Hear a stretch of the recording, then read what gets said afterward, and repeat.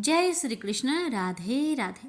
प्यारे भक्तों, आज रसपान करें माघ मास महात्म्य 5वां अध्याय।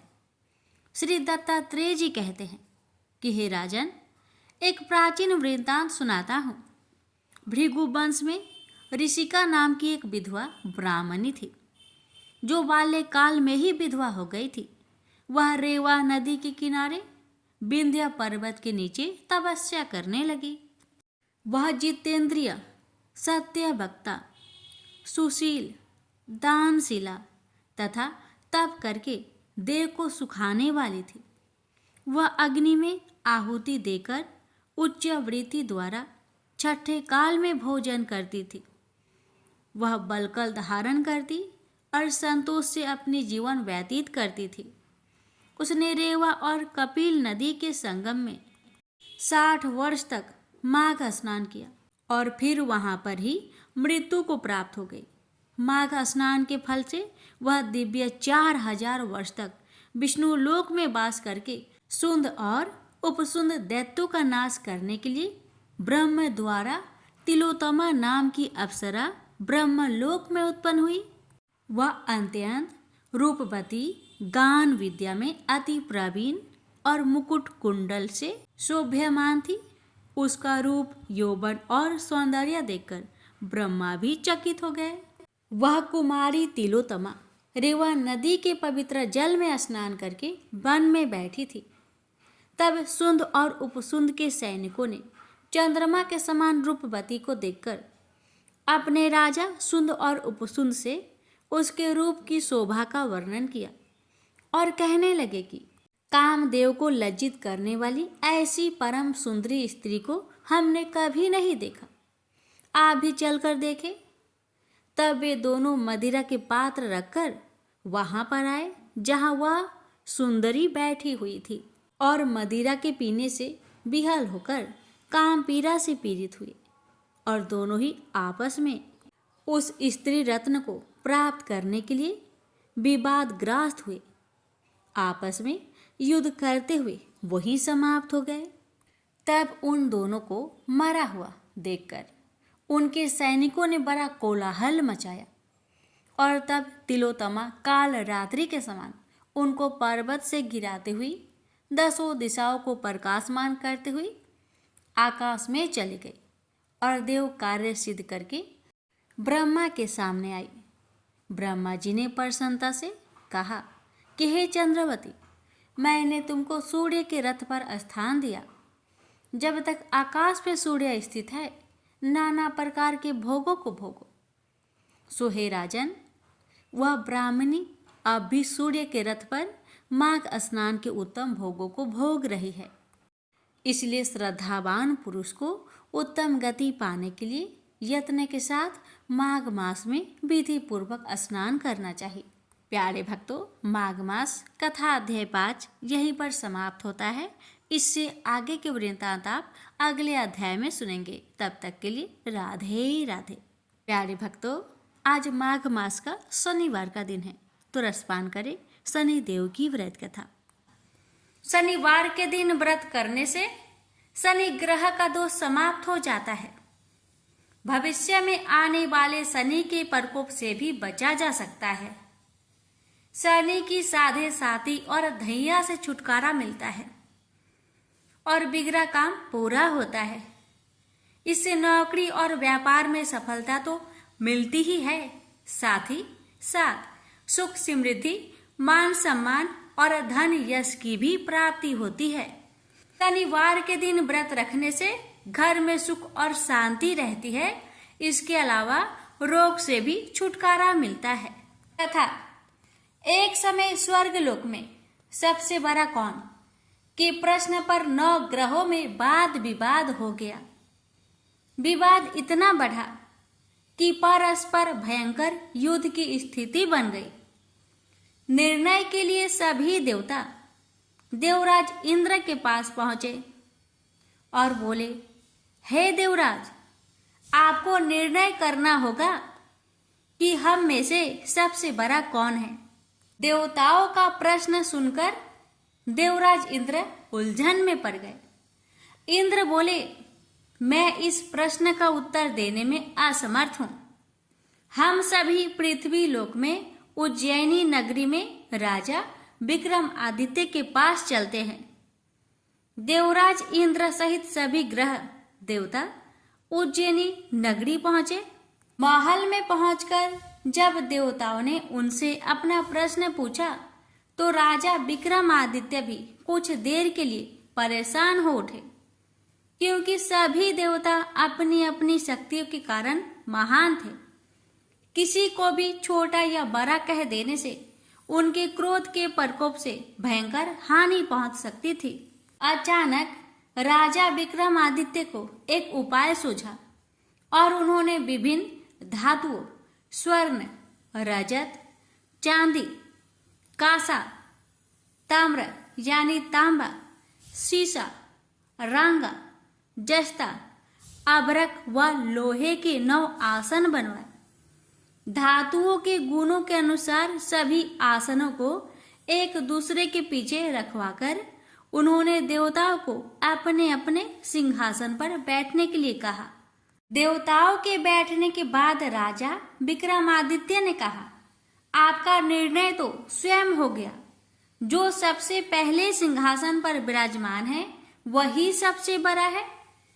राजा विक्रमादित्य के निर्णय को सुनकर शनि देवता ने सबसे पीछे आसन पर बैठने के कारण अपने को छोटा जानकर क्रोधित होकर कहा, राजा विक्रमादित्य, तुमने मुझे सबसे पीछे बैठाकर मेरा अपमान किया है। तुम मेरी शक्तियों से परिचित नहीं हो। मैं तुम्हारा सर्वनाश कर दूंगा। शनि ने कहा, सूर्य एक राशि पर 1 महीने, चंद्रमा 2.25 दिन, मंगल 1.5 महीने, बुध और शुक्र 1 महीने, बृहस्पति 13 महीने रहते हैं, लेकिन मैं किसी राशि पर 7.5 वर्ष 7.5 तक रहता हूँ। बड़े बड़े देवताओं को मैंने अपने प्रकोप से पीड़ित किया है। राम को 7.5 के कारण ही वन में जाकर रहना पड़ा और रावण को 7.5 के कारण ही युद्ध में मृत्यु का शिकार बनना पड़ा। राजा, तू भी मेरे प्रकोप से नहीं बच सकेगा। इसके बाद अन्य ग्रहों के देवता तो प्रसन्नता के साथ चले गए, परंतु शनिदेव बड़े क्रोध के साथ वहां से विदा हुए। राजा विक्रमादित्य पहले की तरह ही न्याय करते रहे। अन्य राज्यों में सभी स्त्री पुरुष बहुत आनंद से जीवन यापन कर रहे थे। कुछ दिन ऐसे ही बीत गए। उधर शनि देवता अपने अपमान को भूले नहीं थे। विक्रमादित्य से बदला लेने के लिए एक दिन शनिदेव ने घोड़े के व्यापारी का रूप धारण किया और बहुत से घोड़े के साथ उज्जैनी नगरी पहुंचे। राजा विक्रमादित्य ने राज्य में किसी घोड़े के व्यापारी की आने के समाचार सुना तो अपने अश्वपाल को कुछ घोड़े खरीदने के लिए भेजा। घोड़े बहुत कीमती थे। तो पाल ने जब वापस लौटकर इस संबंध में बताया तो राजा विक्रमादित्य ने स्वयं आकर एक सुंदर व शक्तिशाली घोड़े को पसंद किया। घोड़े की चाल देखने के लिए राजा उस घोड़े पर सवार हुए तो वह घोड़ा बिजली की गति से दौड़ पड़ा। तेजी से दौड़ता घोड़ा राजा को दूर एक जंगल में ले गया और फिर राजा को वहां गिराकर जंगल में कहीं गायब हो गया। राजा अपने नगर को लौटने के लिए जंगल में भटकने लगा, लेकिन उन्हें लौटने का कोई रास्ता नहीं मिला। राजा को भूख प्यास लगाई। बहुत घूमने पर उसे एक चरवाहा मिला। राजा ने उससे पानी मांगा। पानी पीकर राजा ने उस चरवाहे को अपनी अंगूठी दे दी। फिर उससे रास्ता पूछकर वह जंगल से निकलकर पास के नगर में पहुंचा। राजा ने एक सेठ की दुकान पर बैठकर कुछ देर आराम किया। उस सेठ ने राजा से बातचीत की तो राजा ने उसे बताया कि मैं उज्जैनी नगरी से आया हूँ। राजा के कुछ देर दुकान पर बैठने से सेठ जी की बहुत बिक्री हुई। सेठ ने राजा को बहुत भाग्यवान समझा और खुश होकर उसे अपने घर भोजन के लिए ले गया। सेठ के घर में सोने का एक हार खूंटी पर लटका हुआ था। राजा को उस कमरे में छोड़कर सेठ कुछ देर के लिए बाहर गया। तभी एक आश्चर्यजनक घटना घटी। राजा के देखते देखते सोने के उस हार को खूंटी निकल गई। सेठ ने कमरे में लौटकर हार को गायब देखा तो चोरी का संदेह राजा पर ही किया, क्योंकि उस कमरे में राजा ही अकेला बैठा था। सेठ ने अपने नौकरों से कहा कि इस परदेसी को रस्सियों से बांधकर नगर के राजा के पास ले चलो। राजा ने विक्रमादित्य से हार के बारे में पूछा तो उसने बताया कि उसके देखते ही देखते खूंटी ने हार को निगल लिया था। इस पर राजा ने क्रोधित होकर चोरी करने के अपराध में विक्रमादित्य के हाथ पांव कटवाने का आदेश दे दिया। राजा विक्रमादित्य के हाथ पांव काटकर उसे नगर के सड़क पर छोड़ दिया गया। कुछ दिन बाद एक तेली उसे उठाकर अपने घर ले गया और उसे अपने कोल्हू पर बैठा दिया। राजा आवाज देकर बैलों को हाँकता रहता।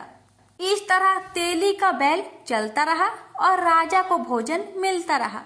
शनि के प्रकोप की 7.5 पूरी होने पर वर्षा ऋतु आरंभ हुई। राजा विक्रमादित्य एक रात मेघ मल्हार गा रहा था कि तभी नगर के राजा की लड़की राजकुमारी मोहिनी रथ पर सवार उस तेली के घर के पास से गुजरी।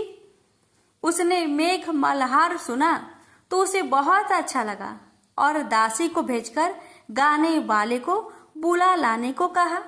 दासी ने लौटकर राजकुमारी को अपंग राजा के बारे में सब कुछ बता दिया।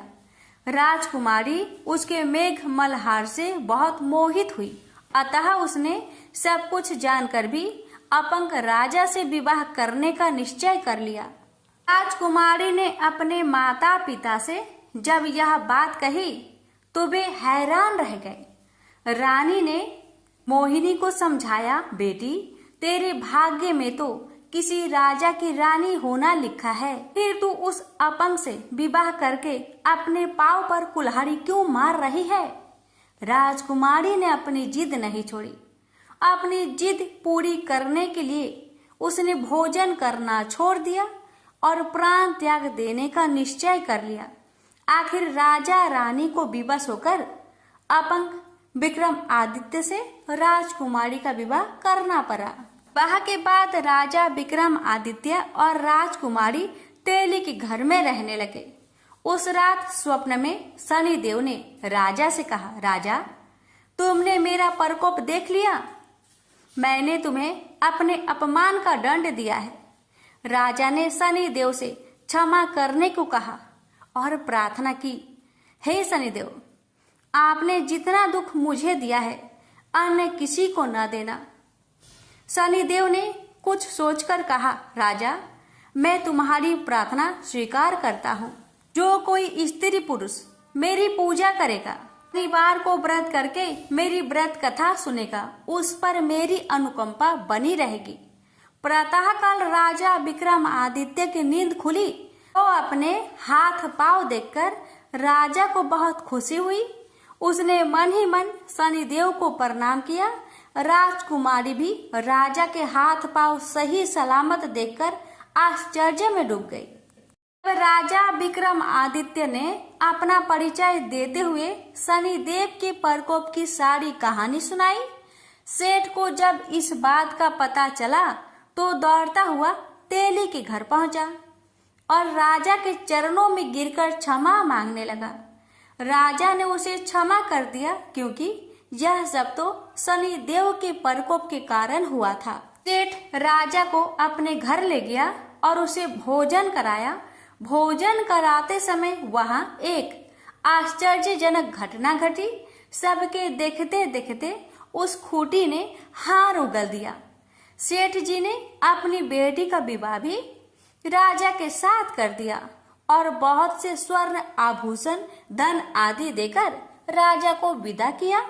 राजा विक्रमादित्य राजकुमारी मोहिनी और सेठ की बेटी के साथ उज्जैनी पहुंचे तो नगर वासियों ने हर्ष से उनका स्वागत किया। अगले दिन राजा विक्रमादित्य ने पूरे राज्य में घोषणा कराई कि शनिदेव सब देवों में सर्वश्रेष्ठ है।